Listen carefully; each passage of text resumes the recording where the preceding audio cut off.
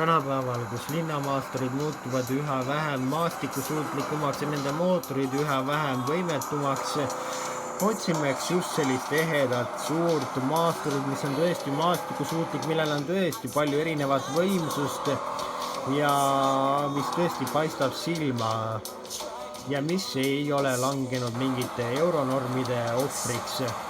Selleks sobib väga hästi uus Dodge Durango, mis on läbinud siis facelifti. Tere tulemast taas kord vaatama naisliksele proovisõitu.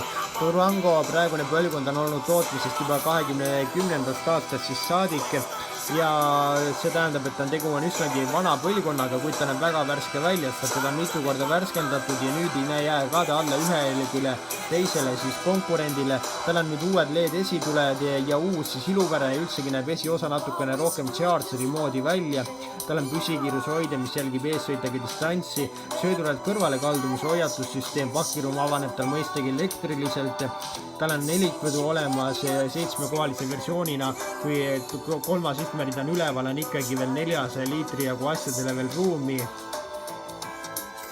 Disain näeb muidugi välja ääretult macholik, ääretult monstrumulik, kuid samas on ta sellise mahtuniversaaliliku ruumikusega, kuid samas sellise maasturliku väljanägemisega, mis on väga hea kompromiss.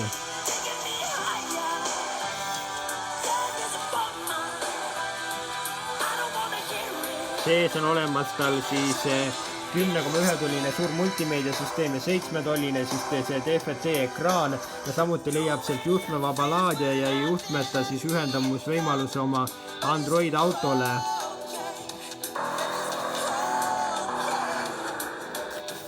Ja muidugi on olemas seal jahutuvusega ja soojendusega istmed ja mis tähendab ka seda, et seal on ka soojendusega rool olemas ja mootoriks on tal olemas 3,6 liitrine Pentastari mootor, millel on 218 kilovatti ehk siis 297 hobujõudu ja keskmine kütusekulu on sellel üle 10 liitri 100-le, 3500 kilomeetri siis aagis jõuab täiesti vedada enda järel ja kui sellest jääb väheks, mõistagi jääb sellest vähest 3,6, see ei ole mingi õige mootorgi. 5,7 liitrine V8 on olemas, sellel on 288 kilovatti, 364 hobujõudu. Selle kütusekulu on linnas 16 liitrit 100-le, maanteel 10 liitrit 100-le ja keskmine kulu peaaegu 14 liitrit 100-le, kuid see kõik on seda kindlasti väärt. Ja tal on veel olemas 6,4 liitrine EMI mootor, kui sulle kõigest sellest eelnevatest mootoritest jääb väheks ja sulle peab see 64 liitrine mootor sobimast, et sellest suuremaid lihtsalt ei ole olemas ja sellel on siis 410 hobujõudu ja 16 liitrit kulutab ta igale poole ja keskmiselt ja hind on tal 63 000 eurot selle kõige kallimal versioonil, kuid 50 000-ga saab endale siis 5,7 liitrise V8 ja siis 3,6 liitrise ka ülikõva mootori saab endale natukene odavamalt. Selline on Dodge Durango.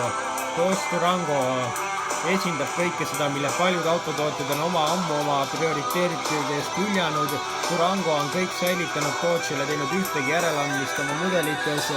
Nende maastur on nii kõva, et veab teist suurt muskelautot enda järel ja tõesti, minul pole midagi selle autole ette heita, et see auto on tõesti dinosaurus tänases ajas, kuid ka seda väga edeval moel ja tõesti, kui te vähegi austate suuri mootoreid, suuri kiiruseid ja vägevat väljanägemist, siis valige endale Dodge Durango, mis on ka samuti ka odavam kui tema konkurentid nagu Mercedes-Benz GLS või X7 BMW või midagi sellist.